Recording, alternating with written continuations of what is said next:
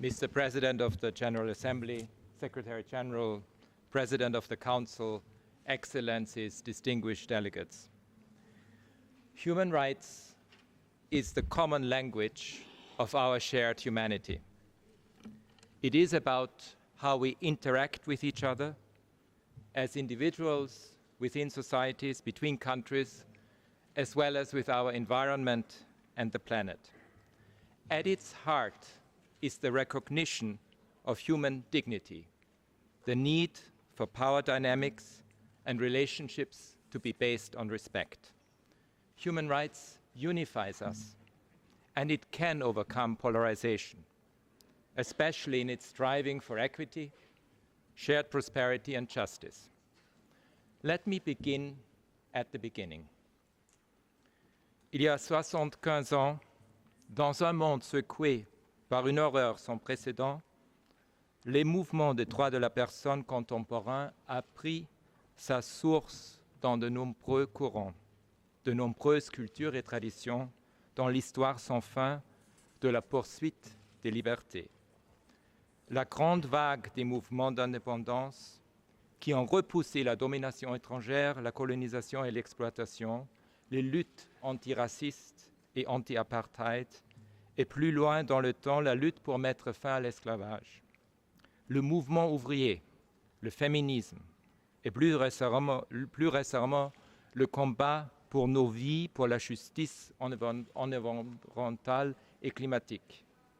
À une époque de menaces existentielles, des États d'Afrique, d'Asie, des Amériques, d'Europe et du Moyen-Orient ont conçu ensemble un manuel pour la prévention de la misère, de la guerre et du mal. En los últimos 75 años ha habido profundos avances y muchos logros singulares, logros que deben ser honrados, preservados y mucho mejor financiados. Tenemos un sistema basado en tratados y toda una arquitectura institucional para la promoción y protección de los derechos humanos, incluido este Consejo y sus innovadores examen periódico universal y procedimientos especiales. Hoy en día hay mucho más conciencia de los valores y compromisos que los sustentan. We have also seen the growth of other innovative movements that draw on human rights principles. Among them, movements for the rights of indigenous people, Black Lives Matter, Me Too, and Fridays for Future, to name a few. Young people in particular consistently speak in the language of human rights when giving voice to their concerns.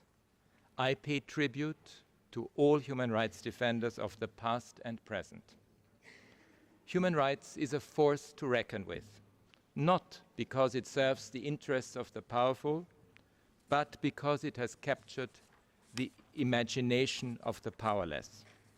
Still, as we know too well today, the oppression of the past can return in various disguises. The old authoritarianism, with its brutal limits on freedoms writ large, and the suffocating straitjacket of patriarchy. The old destructive wars of aggression from a bygone era with worldwide consequences, as we have witnessed again in Europe with the senseless Russian invasion of Ukraine.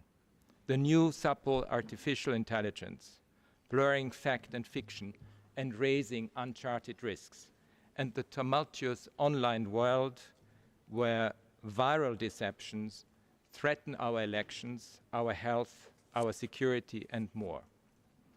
Let us hope that 2023 will be the moment in which we finally shift the balance from exploitation of digital technology for profit and oppression to greater investment in digital innovation to tackle our biggest challenges, poverty, climate change, and inequality.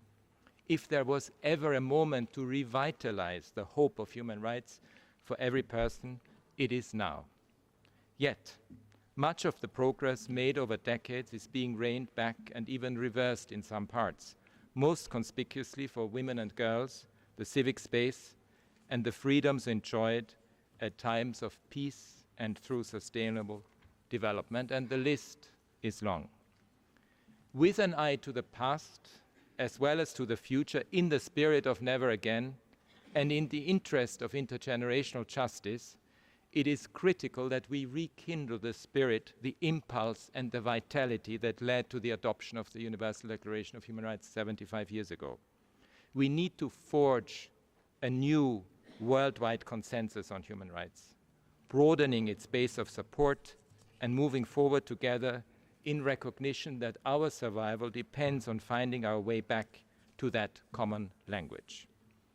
Our institutions, which exist to advance all civil, political, economic, social, and cultural rights on an equal footing, as well as the right to development and the right to a clean, healthy, and sustainable environment, are in a unique position to rebuild this shared respect for each other's dignity. Our goal must be to promote and implement a 21st century human rights vision that is transformative, solution-oriented, unifying, and that speaks directly to every person's need for justice and search for meaning in life. It is against this backdrop that we have embarked this year on the Human Rights 75 initiative, first and foremost to rebuild trust. Trust between states, that they will act in line with international law and the agreements which they themselves have crafted, and jointly work to advance the common good. Trust between people and their governments, which have promised to represent and serve them. Trust between communities, and trust with future generations and the planet. We can rise above the fray and use human rights not as a weapon in the context of geopolitical shifts, not as a nice to have for sunny days in the future, but as what it is and was always meant to be, a solution to help us get out of the harms that are destroying our world. I invite all member states and all relevant actors to take the lead in advancing all human rights across the world and in their own nations. And as we commemorate these important anniversaries this year, let us use this opportunity to re-energize and update our work and to de-escalate, to overcome our differences through solidarity and genuine dialogue, working across geopolitical divides with a clear vision to advance the needs of every country and the rights of all. And so I ask all of you to deepen cross-regional engagement, to revive the spirit of universality that is the foundation of our work, and to ensure that important discussions on worrying situations to which no country is immune, as well as on racism and the right to development, move forward in the interests of all. I encourage you to ensure that serious violations and abuses are addressed wherever they may occur, and not to fall into the trap of denial or obfuscation.